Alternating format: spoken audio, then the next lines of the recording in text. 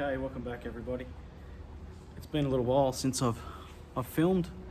This is our Cleveland build, as you see just in the time lapse.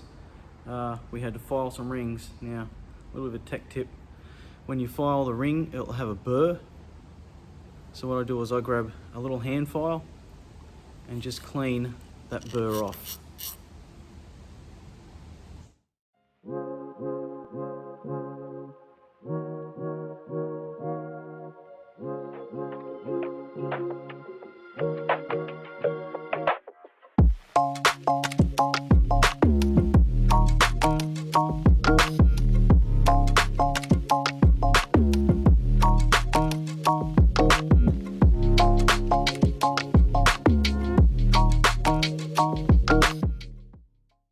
Okay, this is our 351 Cleveland build. It's just a mild street motor, flat tops, hydraulic flat tappet cam, mild headwork, nothing major. This is just basically sort of a semi put together so we can get this car on the road. It's been in restoration for the last probably 3 years roughly. So I'm going to show you guys how I do my assembly in terms of installing piston and ring package. So this is a Cleveland bearing lubricant. You can use oil. I don't even think they make this anymore because I've had this for that many years. So I've already done the underside of the bearing, so I just put a bit like that. You don't want to go too crazy because it's just going to ooze the stuff out anyway, like so.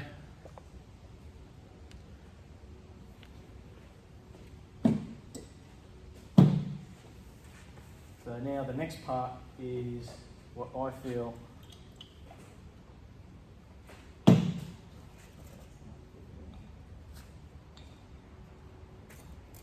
okay, so rings. Everyone has their own little way they like to do this.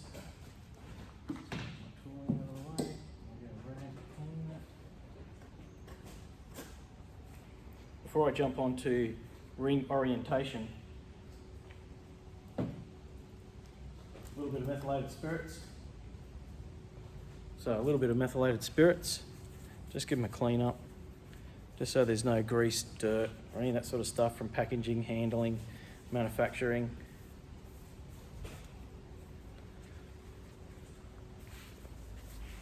As we can see, so that's the oil control ring. This ring here is our second compression ring, and I think this is probably going to shock you how dirty these suckers can be.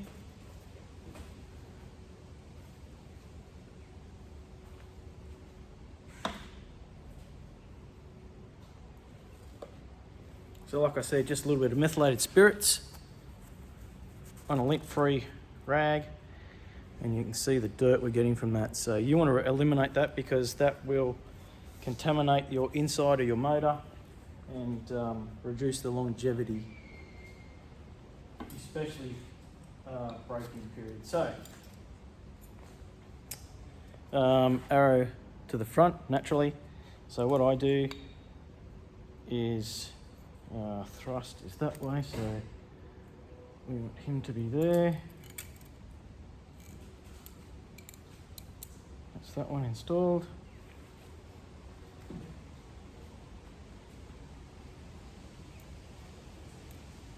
Put this one right there, like so. So basically this section's going to be thrust. Turn it a little bit more, which is going to be tricky. There we go, that's a bit better. Okay, for the next section, I'll get in close. This is probably one of the most important parts apart from your actual clearances inside your motor. So this is your little end, wrist pin or gudgeon, depending on where you live. This is the only time it is going to be directly oiled. So my suggestion is oil liberally, as liberal as you can. So I'll put it on the bench there to make my life a bit harder. So it doesn't make my life a bit harder, I should say. So I work it in there because if you do not do this, it will seize on braking. This is paramount and extremely important. Okay,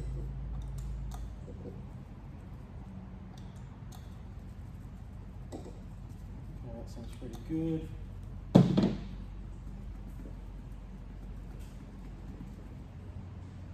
Yep, I can feel that hydrodynamic wedge. Nice. So now, okay, I can do that. Okay.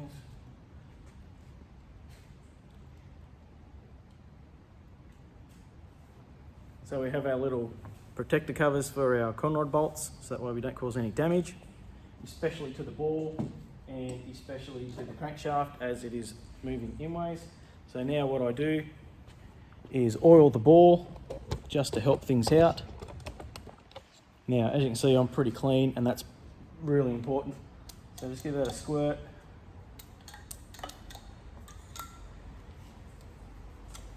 Rub it around liberally, and we'll do the same to the skirts.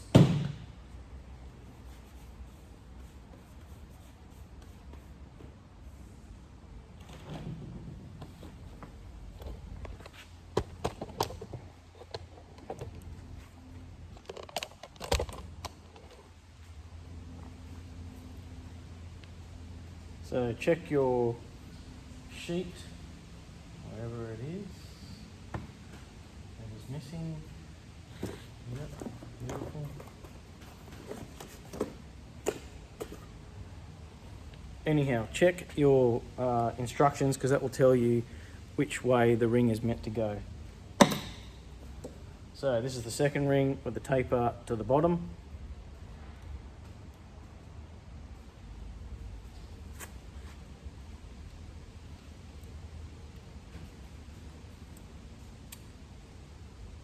In. If you don't have a pair of these come in very handy. You can run them around, which works as well.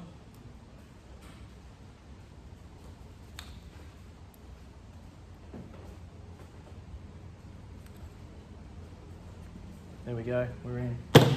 So now, ring orientation.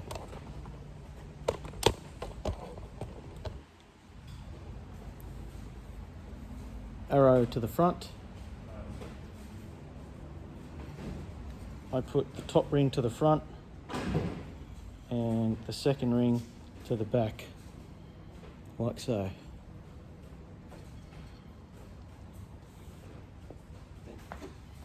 Oil the ring pack.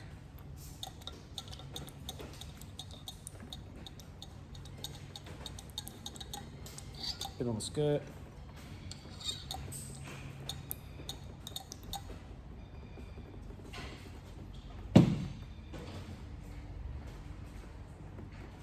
There we go.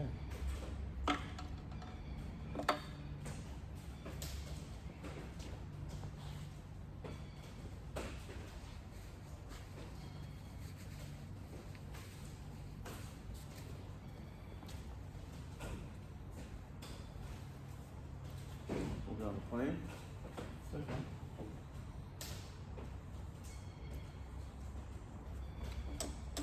Oh man, it's so slippery.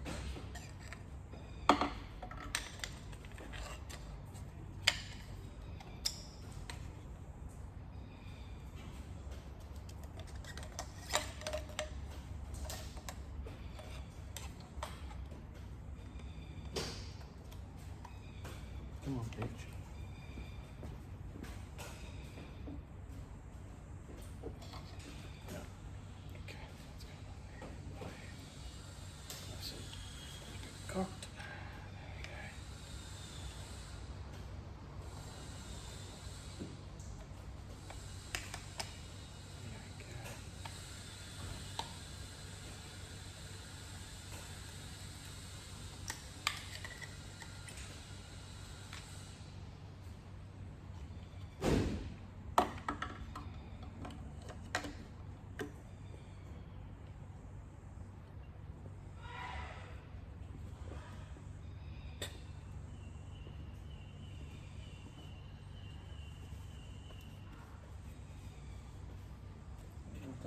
chrome dipstick tube next door.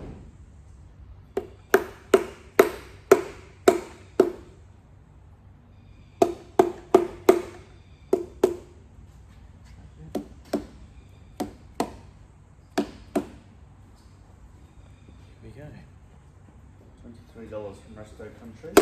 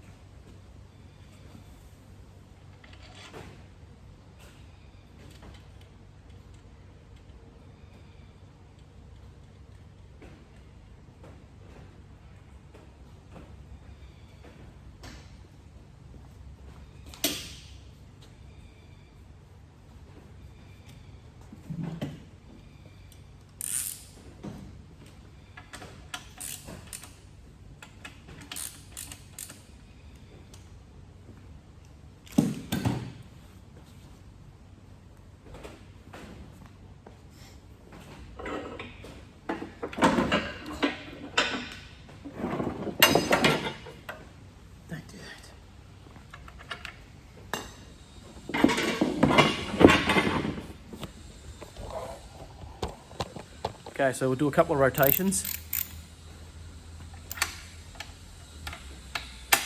Make sure we've got nothing hanging. It all went in pretty good.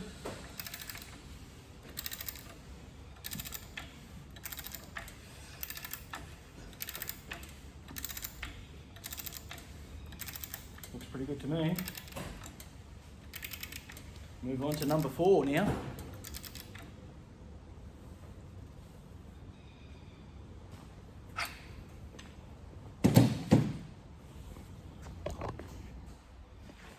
Something that I'll always look for once you've rotated it around.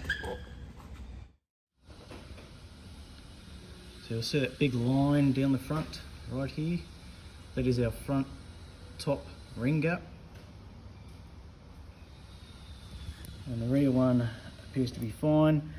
Obviously you're not going to get an imprint from there because the ring's complete all the way around.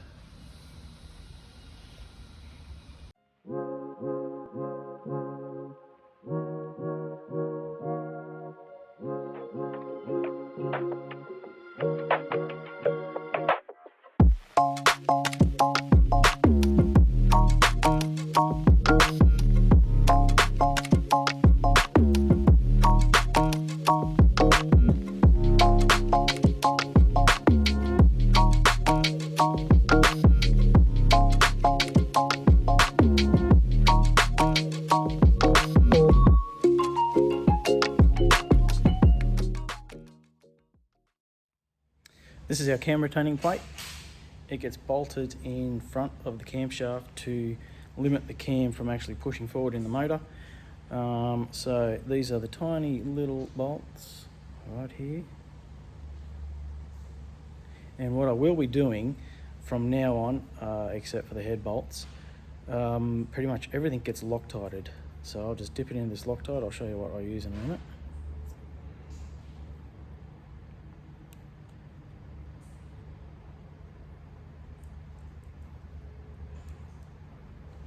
Just dress them like so.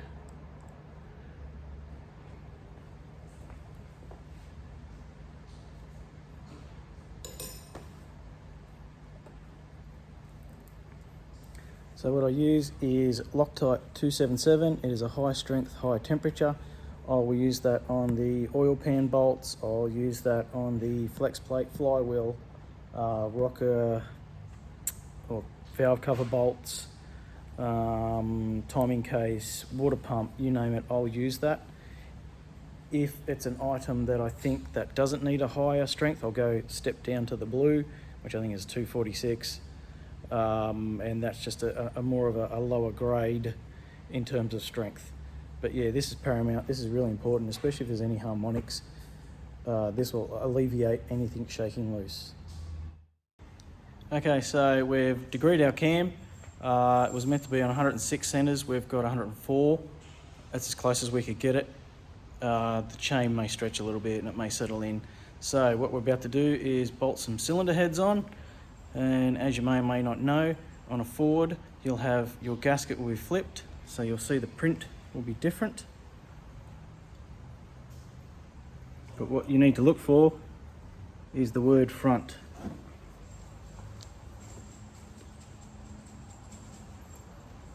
Making sure all the steam holes and water outlets are all matching.